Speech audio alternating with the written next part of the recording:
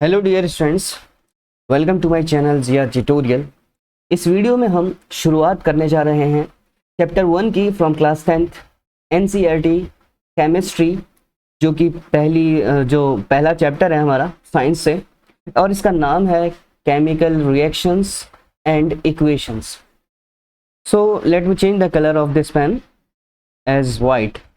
तो बात करेंगे हम इसके अंदर, जो टॉपिक हम कवर करने वाले हैं वो है केमिकल इक्वेशंस। ऑब्वियसली हम इसकी जो केमिकल रिएक्शंस की डेफिनेशंस हैं, कैसे उसके अंदर कैरेक्टरिस्टिक्स हैं, जो चीज़ नहीं लिखी गई है इसका मतलब ये नहीं है वो चीज़ नहीं कवर की जाएगी। इसमें हर एक वो बात कवर की जाएगी जो चीज़ एनसीईआरटी के अंदर कवर्ड है, उससे रिलेटेड। और भी उसके अंदर जो क्वेश्चंस हैं, जो ब्लू क्वेश्चंस होते हैं, वो भी मैं डिटेल के साथ उसको समझाऊंगा। ठीक है, यानी कहने का मतलब ये है कि आपको कंप्लीट चैप्टर मिलेगा इसके अंदर, और आपको ऐसा बिल्कुल भी नहीं लगेगा कि कोई टॉपिक इसमें रह गया है। ठीक है, और हर एक चीज़ को मैं सिंप्लीफाइड फॉर्म में समझाने की कोशिश करूंगा। ठीक है, तो इसमें पहला जो टॉपिक रहेगा, मतलब केमिकल रिएक्शंस के बाद जो कैरेक्टरिस्टिक्स वगैरह जो मैं समझाऊंगा, उसमें इंपॉर्टेंट चीज़ जाहिर सी बात है, हम केमिकल इक्वेशन को देखेंगे, उसकी डेफिनेशन को देखेंगे, कैसे बैलेंस करते हैं। ठीक है, तो बैलेंस केमिकल इक्वेशन कैसे किया जाएगा उसको देखेंगे, एंड उसके इम्प्लीकेशंस भी देखेंगे हम। बैलेंस ऑफ केमिकल इक्वेशंस, जब हम जैसे अगर मैं कहूँ कि मैग्नीशियम है और इसको ऑक्सीजन में जलाया गया तो मैग्नीशियम ऑक्साइड बन गया, तो आप इसको जब बैलेंस करेंगे तो आप देखोगे यहाँ पे कार्बन 1 है, यहाँ जो ऑक्सीजन है वो 2 है, और इधर की तरफ ऑक्सीजन सिर्फ 1 है। तो इसको बैलेंस करने के लिए हमें 2 यहाँ पे लगाना पड़ेगा, और मैग्नीशियम इस साइड अगर 2 हो गया है तो इधर भी हमें बैलेंस करने के लिए 2 लगाना पड़ेगा। तो ये जो 2 मैंने इस्तेमाल किया है, यही इम्प्लीकेशंस कहलाते हैं। ठीक है, तो आगे हम देखेंगे, क्योंकि हम हर एक चीज़ को डिटेल फॉर्म में देखेंगे, क्यों हम 2 लगाया, कैसे हम बैलेंस करेंगे, है ना, उसकी इक्वेशन कैसे बनेगी। और इसके बाद केमिकल रिएक्शंस में हम कॉम्बिनेशन रिएक्शंस क्या होते हैं, कैसे पता चलेगा कि कोई रिएक्शन जो हो रहा है वो केमिकल कॉम्बिनेशन में है या डिकम्पोजिशन में है, डिस्प्लेसमेंट में है, एंड डबल डिस्प्लेसमेंट रिएक्शंस। फिर प्रेसिपिटेशन रिएक्शंस क्या होते हैं, न्यूट्रलाइजेशन रिएक्शंस क्या होते हैं, ऑक्सीडेशन एंड रिडक्शंस, और इनको कंबाइन फॉर्म में रेडॉक्स रिएक्शन भी कहा जाता है। ठीक है, तो ये सारी बातें जो हैं इस चैप्टर के अंदर कवर की जाएगी। तो फिलहाल तो मैं इस वीडियो के अंदर सिर्फ इंट्रोडक्शन पार्ट में रहेगा, और आपको पता चलेगा धीरे धीरे, क्योंकि ये चैप्टर बहुत आसान भी है, और इसको जैसे जैसे मैं बताऊंगा आप फॉलो करते रहिए, वैसे वैसे चैप्टर इजी होता चला जाएगा। तो शुरुआत करते हैं हम। तो हमारा जाहिर सी बात है चैप्टर केमिकल रिएक्शन के ऊपर है, तो केमिकल रिएक्शन है तो उसकी डेफिनेशन भी होनी चाहिए। तो मैंने यहाँ पे डेफिनेशन लिख ली है कि chemical reactions are the process in which new substance with new properties are formed। यानी केमिकल रिएक्शंस एक ऐसा प्रोसेस है जिसमें नई चीजें, नए सब्सटेंस जो हैं नई प्रॉपर्टीज के साथ वजूद में आते हैं या बनते हैं, फॉर्म होते हैं। तो अगली लाइन उन्होंने कही है, यहाँ पे लिखी है कि during a chemical reaction atom of one element do not change into those of another element. यानी जब केमिकल रिएक्शन होता है तो एटम जो होते हैं एक एलिमेंट के, वो चेंज नहीं होते दूसरे एलिमेंट के अंदर। कहने का मतलब ये है, अगर मान लीजिए किसी रिएक्शन में हमारा सोडियम एलिमेंट इस्तेमाल हुआ है, ठीक है, तो ऐसा नहीं है कि सोडियम जो है वो कार्बन डाइऑक्साइड में कन्वर्ट हो जाएगा, या कार्बन डाइऑक्साइड जो है वो मैग्नीशियम में कन्वर्ट हो जाएगा। ठीक है, तो वही बताना चाह रहे हैं कि जब केमिकल रिएक्शन होता है तो एक एलिमेंट के जो एटम होते हैं वो चेंज नहीं होते दूसरे एलिमेंट के अंदर। फिर होता क्या है, होता ये है only a rearrangement of atoms takes place in a chemical reaction. क्या मतलब है, सिर्फ रीअरेंजमेंट होता है, यानी कार्बन जब ऑक्सीजन के साथ रिएक्ट करती है तो कार्बन डाइऑक्साइड बनती है। तो यहाँ देखिए कार्बन पहले अकेले थी, तो यहाँ इसका रीअरेंजमेंट किसके साथ कंबाइन होके ये कार्बन डाइऑक्साइड में आ गई, मगर ये कार्बन स्टिल कार्बन ही रहेगी, मगर अब इसकी जो प्रॉपर्टीज हैं, तो मैंने वही कहा था कि नई चीजें पैदा होती हैं। तो कार्बन पहले मान लीजिए सॉलिड फॉर्म में होगी, ऑक्सीजन जो कि एयर के अंदर मौजूद थी, तो इससे क्या बन गई, कार्बन डाइऑक्साइड, जो कि एक गैस होती है ना। देखिए सॉलिड और गैस के मिलने से गैस पैदा हो गई, यानी नई चीजें नई प्रॉपर्टीज के साथ वजूद में आती हैं, बनती हैं। तो कार्बन डाइऑक्साइड जो है नई प्रॉपर्टीज के साथ आ गई, ठीक है। तो इसमें हुआ क्या, रीअरेंजमेंट हुआ, है ना। यहाँ ऑक्सीजन कार्बन ऑक्सीजन के साथ मिली और कार्बन डाइऑक्साइड तैयार हो गया। इसके अलावा अगर हम देखें जैसे मैं कहूँ कि सोडियम जब सल्फेट के साथ आएगा तो Na2SO4, है ना। अब देखोगे आप कि सोडियम तो इस इधर जो है वो 2 है और इधर हमारा 1 है, तो यहाँ पे हम इसको बैलेंस करने के लिए यहाँ पे 2 पुट करेंगे। तो यहाँ पे क्या हुआ, ये जो नंबर ऑफ एलिमेंट थे सोडियम के, यानी नंबर ऑफ एटम जो थे वो यहाँ पर हमने 2 कर दिए और यहाँ पर भी 2 हो गए। तो ये रीअरेंजमेंट यहाँ पर सिर्फ देखा जाता है केमिकल रिएक्शन के अंदर, है ना। तो ये बात आपको समझ में आई गई होगी, है ना। तो एग्जाम्पल के तौर पर केमिकल रिएक्शन जो हैं वो डेली लाइफ में होते रहते हैं, जैसे सोरिंग ऑफ मिल्क, यानी दूध को अगर गर्मियों में काफी वक्त के लिए रख दिया जाता है तो वो खट्टा हो जाता है ना।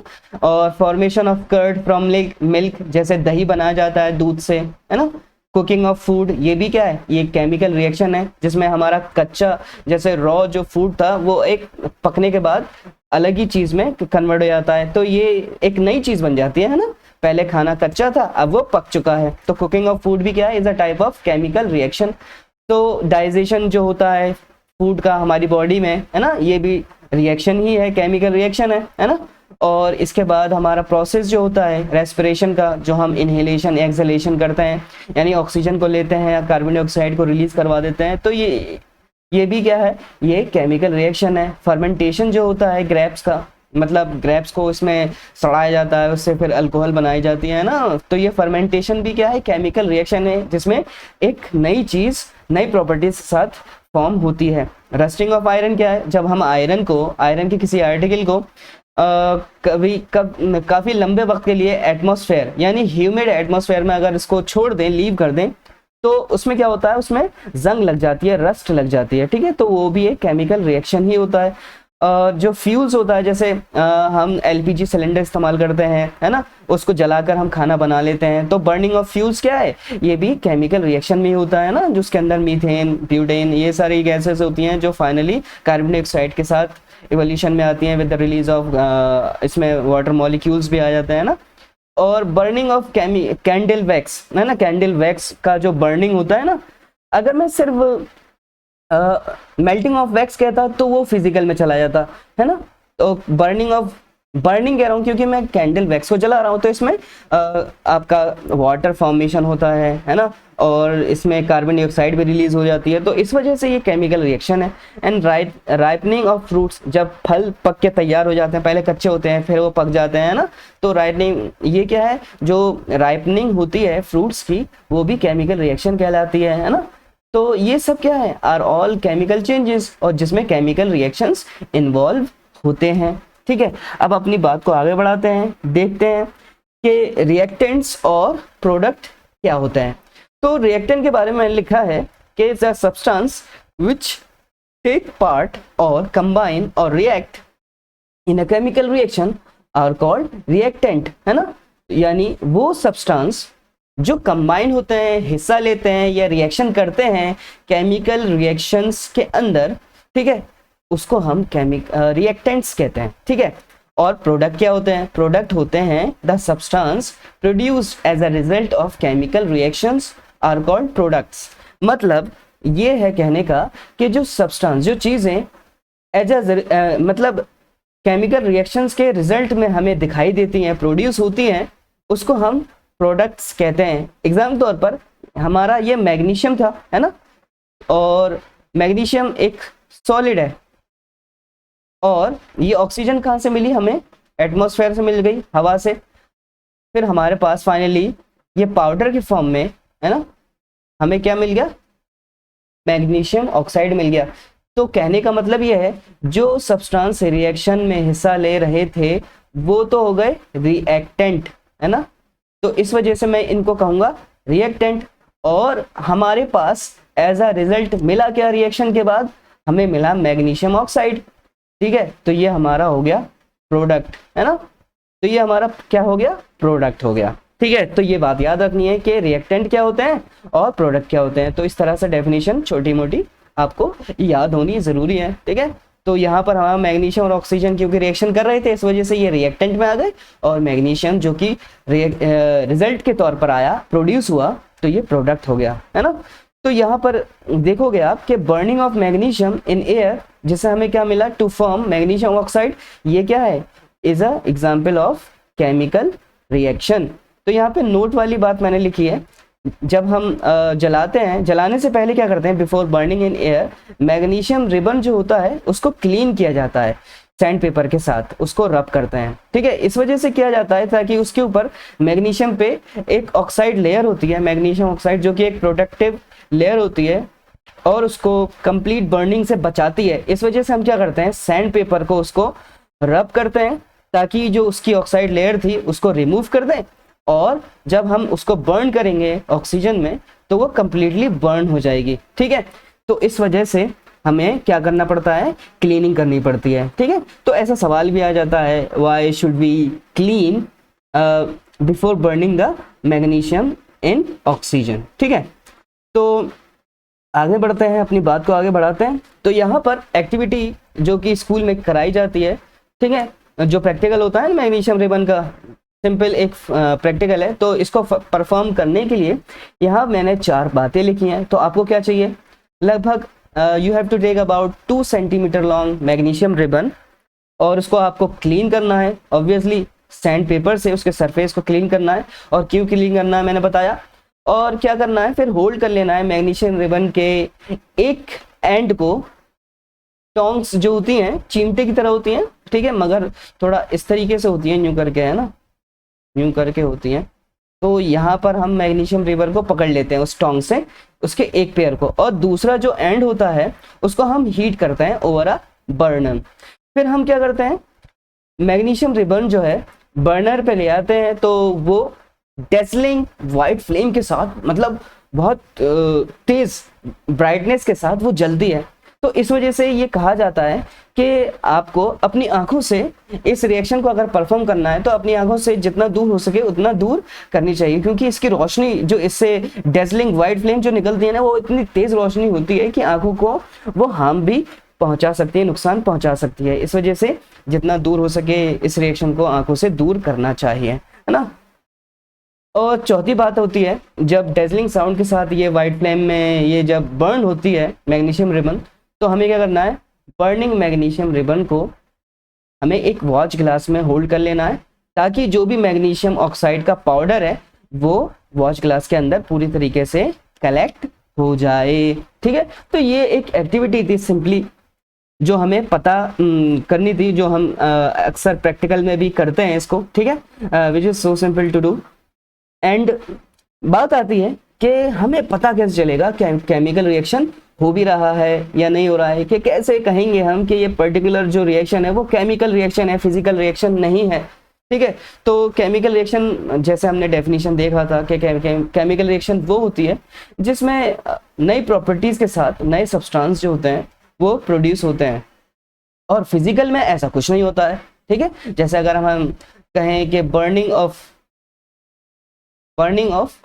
कैंडल, अगर हम कैंडल वैक्स को बर्न कर रहे हैं तो ये केमिकल रिएक्शन में आ जाएगा, मगर हम अगर कहें मेल्टिंग ऑफ कैंडल वैक्स, तो कैंडल वैक्स जो होता है मेल्ट होने के बाद वो, जैसे अगर मान लीजिए कैंडल वैक्स जलाने से पहले हमारा क्या था, सॉलिड था, उसके बाद भी वो सॉलिड रहा, इसका मतलब क्या है, उसमें कोई चेंज ही नहीं आया उसकी प्रॉपर्टी में, है ना। तो इस वजह से वो फिजिकल चेंज हो जाता है। इसके अलावा तो इसमें 4-5 बातें हैं जिसको हम कहते हैं कि ये कैरेक्टरिस्टिक्स हैं केमिकल रिएक्शन की। तो पहली बात कि अगर कोई रिएक्शन हो रहा है तो उसमें गैस जो है इवॉल्व होगी, evolution of gas, hydrogen gas हो या कार्बन डाइऑक्साइड गैस हो, है ना। तो इवोल्यूशन ऑफ गैस अगर हो किसी रिएक्शन में तो हम समझ जाएंगे कि वो केमिकल रिएक्शन है।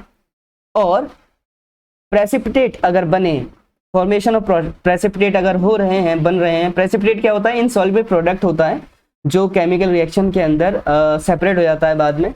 तो अगर फॉर्मेशन हो रहा है प्रेसिपिटेट का तो हम समझ जाएंगे कि वो केमिकल रिएक्शन है। और अगर कलर भी चेंज होता है तब भी हम समझ जाएंगे कि वो केमिकल रिएक्शन है। टेम्परेचर बदलता है, बाज़ दफ़ा क्या होता है कि टेम्परेचर बढ़ जाता है, कहीं के टेम्परेचर रिड्यूस होता है। तो अगर टेम्परेचर बढ़ जाएगा अगर टेम्परेचर इंक्रीज करता है तो आप समझ जाओ कि वो क्या है, उस रिएक्शन को हम कहते हैं जिसमें हीट रिलीज होती है ना, उसको हम क्या कहते हैं, एक्सोथर्मिक कहते हैं ना, एक्सोथर्मिक रिएक्शन। और जिसमें टेम्परेचर नीचे जा रहा है, इसका मतलब टेम्परेचर एब्जॉर्ब कर रहा है, वो चीज़ जो है, वो पर्टिकुलर रिएक्शन जो है टेम्परेचर को एब्जॉर्ब कर रहा है, और उसमें हम उस चीज़ को एंडोथर्मिक रिएक्शन भी कह देते हैं। तो इसको भी हम देखेंगे क्या होता है ये। तो अगर स्टेट भी चेंज हो जाए, है ना, तब भी हम समझेंगे, मतलब पहले हमारा सब्सटेंस सॉलिड था, फिर पता चला रिएक्शन के बाद वो लिक्विड में कन्वर्ट हो गया या गैस में कन्वर्ट हो गया, ठीक है। अगर ऐसा हो तो हम समझ जाएंगे कि वो केमिकल रिएक्शन है। तो ये 5 बातें हैं जो which are the characteristics of chemical reaction, और हम इस 5 बातों को एक एक करके देखेंगे, है ना। तो पहली बात को देखना है हमें, इवोल्यूशन ऑफ गैस क्या होता है। एग्जाम्पल के तौर पर, जब जिंक ग्रेन्यूल्स को रिएक्ट करवाया जाता है डाइल्यूट सल्फ्यूरिक एसिड के साथ, ठीक है, तो क्या होता है, बबल फॉर्मेशन होता है, और वो बबल बताते हैं कि इसमें हाइड्रोजन गैस प्रोड्यूस हो रही है। तो प्रोडक्शन क्या हो गया यहाँ पे, इवोल्यूशन ऑफ हाइड्रोजन गैस हुआ। कब हुआ, जब रिएक्शन हुआ जिंक और डाइल्यूट सल्फ्यूरिक एसिड के बीच में, तो इससे क्या हुआ, इवोल्यूशन ऑफ हाइड्रोजन गैस हुआ। और इससे हमने पता लगा लिया कि जो पर्टिकुलर रिएक्शन है वो केमिकल रिएक्शन ही है ना। इसके बाद दूसरी बात जो थी हमारी, वो है फॉर्मेशन ऑफ प्रेसिपिटेट। तो सबसे पहले हम समझते हैं कि प्रेसिपिटेट होता क्या है ना। तो यहाँ पे मैंने लिखा है, a precipitate is a solid product और इनसॉल्युबल प्रोडक्ट, मतलब जो सॉल्युबल नहीं होता है ना, which separates out from the solution during chemical reaction। तो जब केमिकल रिएक्शन होता है तो ये उस पर्टिकुलर सॉल्यूशन से अलग हो जाता है, सेपरेट हो जाता है इनसॉल्युबल प्रोडक्ट या सॉलिड प्रोडक्ट के फॉर्म में, जिसको हम प्रेसिपिटेट कहते हैं। अब ये बनता कैसे है, it can be form by mixing aqueous solution, यानी वाटर सॉल्यूशन जो भी होगा, जब उसको हम बनाते हैं, ठीक है, of reactants when one of the product is insoluble in water, ठीक है। तो ये बन सकता है जब हम एक्वस सॉल्यूशन बनाते हैं, वाटर सॉल्यूशन बनाते हैं, जिसमें हम रिएक्टेंट का इस्तेमाल कर देते हैं, जिसमें से एक प्रोडक्ट जो होता है, यानी जब रिएक्शन होता है तो उसमें एक प्रोडक्ट इनसॉल्युबल निकल आता है, यानी सॉलिड फॉर्म के निकल आता है, और वो सेपरेट हो जाता है उस पर्टिकुलर सॉल्यूशन से, है ना। और ऐसा अगर दिखाई दे तो समझ जाइए कि वो जो है प्रेसिपिटेट है ना। और ये कब बन सकता है, it can also be formed by passing a gas into an aqueous solution, है ना। ये तब भी हो सकता है जब हम एक्वस सॉल्यूशन के अंदर कोई गैस पास करवाते हैं, ठीक है। जैसे हम कार्बन डाइऑक्साइड को जब लाइम वाटर से पास करवाते हैं, यानी लाइम वाटर को कहते हैं, आप समझ लीजिए कैल्शियम हाइड्रोक्साइड, है ना, जिसको हम स्लेग्ड लाइम भी कहते हैं। स्लेग्ड लाइम को भी हम कैल्शियम हाइड्रोक्साइड यानी लाइम वाटर भी कहते हैं ना। तो अगर ऐसा है, मतलब प्रेसिपिटेट को हम किसी गैस को किसी पर्टिकुलर एक्वस सॉल्यूशन से पास करवाएं तब भी हमें प्रेसिपिटेट मिल जाएगा, या फिर हम जब एक्वस सॉल्यूशन बनाते हैं तब भी हमें क्या मिल जाएगा, इनसॉल्युबल प्रोडक्ट मिल सकता है, ठीक है। तो यहाँ पे बताया गया है, जब हम पोटेशियम आयोडाइड को ऐड करते हैं किसमें, to a solution of lead nitrate, तो क्या बनता है, लेड आयोडाइड फॉर्म होता है, which is in the form of precipitate. और ये कैसा होगा, इनसॉल्युबल होगा, सॉलिड प्रोडक्ट होगा, और वो उस सॉल्यूशन से सेपरेट हो जाएगा, ठीक है। तो इस वजह से हम कह सकते हैं कि जो रिएक्शन हुआ है पोटेशियम आयोडाइड और लीड नाइट्रेट के बीच में, which is characterised by the formation of yellow precipitate of lead या लेड आयोडाइड, है ना। तो जो रिएक्शन हुआ है पोटेशियम आयोडाइड और लेड नाइट्रेट के बीच में, वो असल में उससे क्या है, which is the characterised as yellow precipitate of lead iodide, है ना। तो ये हो गया हमारा दूसरा, which is the characteristic of chemical reactions, है ना। अब हम तीसरी प्रॉपर्टी को देखते हैं। तो तीसरी प्रॉपर्टी में हम देखेंगे कि कलर बदल जाता है। अगर किसी रिएक्शन में कलर बदलता है तो वो रिएक्शन क्या होगी, वो रिएक्शन कहलाएगी हमारी केमिकल रिएक्शन। तो यहाँ पे मैंने एग्जाम्पल के तौर पर बात की है कि reaction between citric acid and purple colored potassium permanganate solution is characterized by a change in color from purple to colorless। यानी जब रिएक्शन हमने केमिकल रिएक्शन जो हुआ सल्फर डाइऑक्साइड गैस और एसिडिफाइड पोटेशियम डाइक्रोमेट के बीच में, तो उसके अंदर कलर बदल जाता है ऑरेंज से ग्रीन, है ना। इसी तरीके से अगर सिट्रिक एसिड और पर्पल कलर्ड पोटेशियम मैग्नेट के बीच में अगर रिएक्शन हुआ तो उसमें क्या होगा, कलर जो है पर्पल से कलरलेस हो जाता है। और यही बात अगर सल्फर डाइऑक्साइड गैस के साथ और potassium permanganate potassium dichromate solution के साथ, यानी इनके बीच में सल्फर डाइऑक्साइड गैस और पोटेशियम डाइक्रोमेट के बीच में अगर रिएक्शन हो तो उसमें क्या होगा, चेंज होगा कलर का, यानी ऑरेंज से वो ग्रीन हो जाएगा पर्टिकुलर रिएक्शन। ठीक है, तो इस तरह से हम पता लगा लेंगे कि ये जो पर्टिकुलर रिएक्शन हुआ है वो क्या है, which is the characteristic of chemical reaction, है ना। अब आगे हम बात करते हैं चेंज इन टेम्परेचर, यानी टेम्परेचर अगर चेंज होता है या तो वो बढ़ सकता है या घट सकता है, तब भी हम समझ जाएंगे कि केमिकल रिएक्शन जो है हो रहा है ना। तो यहाँ पे मैंने बात की है the reaction between quick lime, quick lime को हम कैल्शियम ऑक्साइड भी कहते हैं, है ना, ये सिंपली लाइम कहते हैं।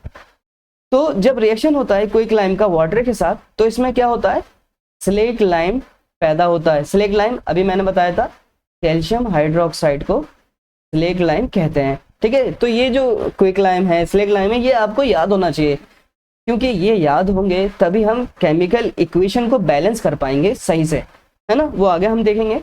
तो यहाँ जो रिएक्शन हो रहा है क्विक लाइम और वाटर के बीच में, तो इससे क्या पैदा हुआ, स्लेट लाइम पैदा हुआ। और इससे क्या हुआ, जैसे हम किसी टम्बलर में लें और उसके अंदर क्विक लाइम के साथ पानी मिला दें, तो उसको जब बाहर से आप छू कर देखोगे तो उसका टेम्परेचर कुछ इंक्रीज नजर आएगा, है ना, विच इंक्रीज द टेम्परेचर, तो गरम गरम लगेगा बाहर से, है ना।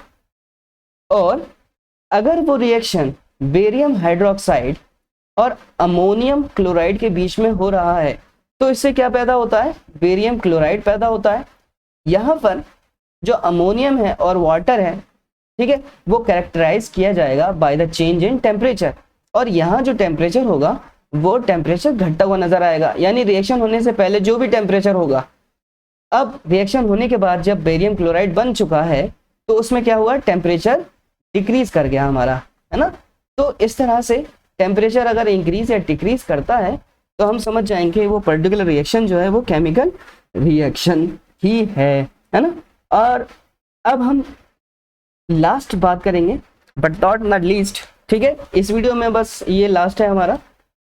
और यहाँ पे हमने देखा कि चेंज इन स्टेट अगर है तब भी वो रिएक्शन जो है केमिकल रिएक्शन कहलाएगा। तो यहाँ पे मैंने लिखा है the combustion reaction of candle wax is characterised by a change in state from liquid and gas, है ना, यानी जो कंबशन रिएक्शन हुआ कैंडल वैक्स का, ठीक है, तो इसमें क्या हुआ, उसका जो स्टेट था यानी सॉलिड में जो कैंडल थी वो अब लिक्विड और गैस में कन्वर्ट हो जाएगी, बिकॉज वैक्स जो है वो सॉलिड है, जो वाटर बना by the combustion of wax वो लिक्विड था एट रूम टेम्परेचर, है ना, जबकि जो कार्बन डाइऑक्साइड उससे पैदा हुई produce by the combustion of wax वो कैसी थी, वो गैस थी, है ना, कार्बन डाइऑक्साइड ऑब्वियसली गैस ही होती है, और जो वाटर आया टेम्परेचर पे, रूम टेम्परेचर पे, वो लिक्विड था। तो हमने यहाँ पे देखा कि सॉलिड से क्या हुआ, लिक्विड और गैस में हमें कन्वर्जन देखने को मिला सब्सटेंस का, ठीक है। और अगर ऐसा हो जिसमें चेंज ऑफ स्टेट देखने को मिले तब भी हम उसको केमिकल रिएक्शंस कहेंगे, ठीक है। तो दोस्तों, डियर स्टूडेंट्स, अब हम मिलेंगे अगले वीडियो में, और अगली वीडियो में हम बात करेंगे केमिकल इक्वेशंस की, है ना, और इसको कैसे बैलेंस किया जाएगा, क्यों किया जाएगा, किसके रेस्पेक्ट में किया जाएगा, ये सारी बातें हम करेंगे अपकमिंग वीडियोस यानी नेक्स्ट वीडियोस में। तब तक के लिए बने रहिए, मेरे चैनल को सब्सक्राइब कीजिए, क्योंकि मैं इस कंप्लीट चैप्टर को पूरी तरीके से समझाते हुए सॉल्यूशन भी करूँगा, और हर एक चीज़ जो होगी वो छोड़ी कुछ नहीं जाएगी एनसीईआरटी से, ठीक है, सारी चीज़ें कवर की जाएंगी। बस मेरा साथ दीजिए और बने रहिए, और कोई भी डाउट हो तो let me know in the comment. मिलते हैं नेक्स्ट वीडियो में। Thanks for watching my videos.